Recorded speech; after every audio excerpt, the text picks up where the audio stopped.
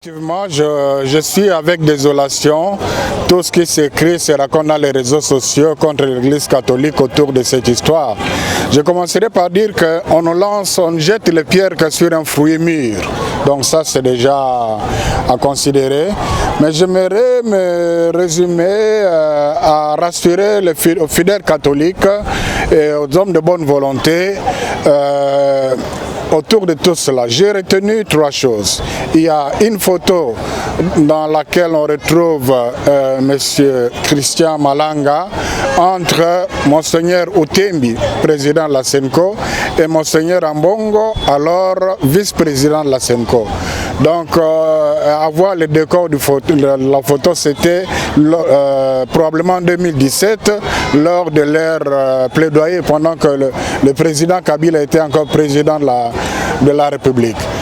Et soyez rassurés, ni avant la photo, ni après la photo, personne de ces deux évêques n'a eu un contact personnel avec M. Christian Malanga. Deux, il y a des gens de mauvaise foi qui présentent le chargé d'affaires de l'Annonciature, Monseigneur Andri, qui avait accompagné son éminence le cardinal Ambongo auprès du chef de l'État, avec un des assaillants, un de peau blanche qui a été dans le groupe de ceux qui ont attaqué l'honorable Vital Kamerhe et le palais du Plèbe. Il s'agit de deux personnes différentes. D'ailleurs, au moment où s'est passé ces événements à Kinshasa, Monseigneur Andri, qui avait accompagné son éminence le cardinal chez le président, était avec moi à Kananga.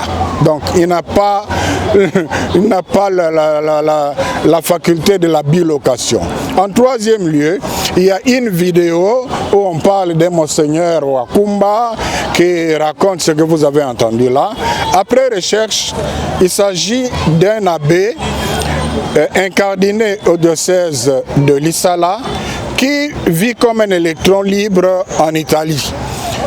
Donc c'est quelqu'un qui combine les choses, qui n'honore pas l'Église catholique et quelqu'un dont le dossier est traité au niveau de la hiérarchie de l'Église à cause de son comportement. Et personne, ni son évêque, ni le prêtre de son diocèse, ni les gens, personne ne sait comment il a eu le titre de Monseigneur.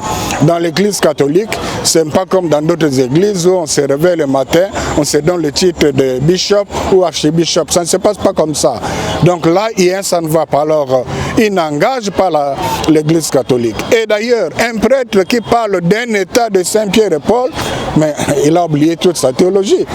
Donc, cet ordre de Saint-Pierre et Paul, tout ce qui est allé sur le net, ça ne se retrouve nulle part dans la liste des ordres de Saint-Siège. Donc, tout est fausseté, fausseté, fausseté. Ce sont des gens de mauvaise foi. Je ne sais pas pourquoi ils en veulent à l'église catholique. C'est pour ça que je dis on ne jette des pierres que sur un fruit mûr.